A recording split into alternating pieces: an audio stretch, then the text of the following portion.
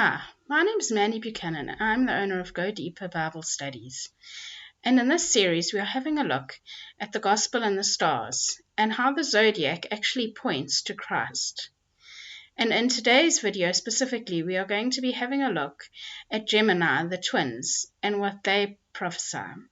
In Greek, the sign is known as Apollos and Hercules. In Latin, it's Castor and Pollux.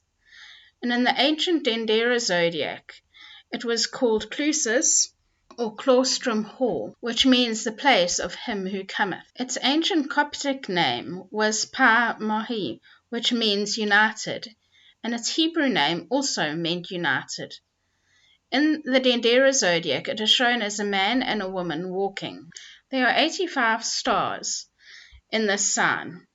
The star Alpha is called Apollo and means ruler or judge. The star Beta is Hercules, which means who cometh to labor or suffer. Gamma is called Alhena, meaning hurt, wounded, or afflicted.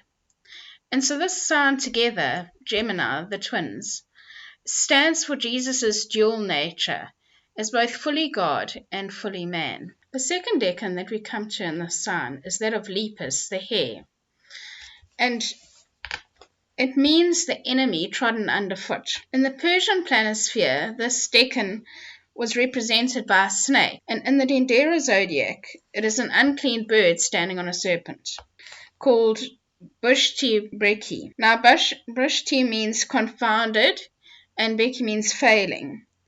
The brightest star in this constellation is called Onibo, meaning the enemy of him who cometh. And so in this hare or serpent, we see the enemy of Christ, and that he will be trodden underfoot. You can see that if you look at the whole zodiac, that this hare is actually under the foot of Orion. The third sign is Canis Major, or Sirius, as it is otherwise called. It simply means the big dog, but Sirius means the prince. And in these last two decans, Canis Major and Canis Minor, we are going to see two princes represented. This particular decan speaks of the coming of the glorious Prince of Princes.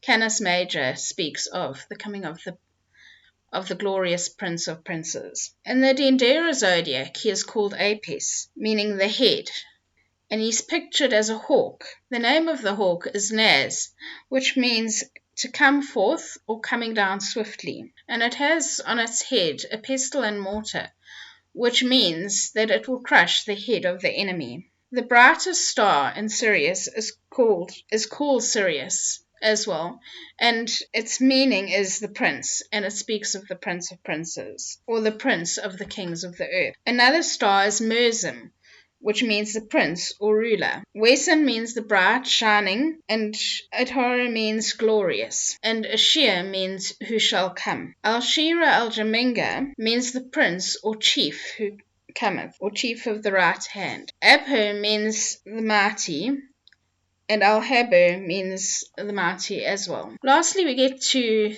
the decan of Canis Minor, which is another prince, and it depicts the Redeemer. So in the first dog, Canis Major, we had the glorious Prince of Princes, and in Canis Minor, again, we have Jesus redeeming us. The name in the Dendera zodiac was Sabak, meaning conquering or victorious. It's depicted as a human figure with a hawk's head and a tail, and the brightest star is called Procyon, meaning the Redeemer. So twice here in this sign, we have seen the dual nature of Jesus.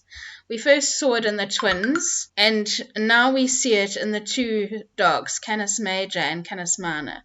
Both represent Jesus' dual nature as God and man, the fact that he is both our judge and ruler, and also that he came and he suffered and died for us. One of the stars in Canis Minor is called Al-Gamiza in Arabic, which means loaded or bearing for others. And we know that Jesus was loaded with our sin and that he bore it on the cross. Other stars are Al-Shira or Al-Shemaliah, meaning the prince or chief of the left hand. So that is why in Canis Major we saw the prince or chief of the right hand. Now we see the prince or chief of the left hand. Al-Murzim again means the prince or ruler, and Al-Gamira means who completes or perfects. And we are also told in the Bible that Jesus will complete or perfect that which concerns us.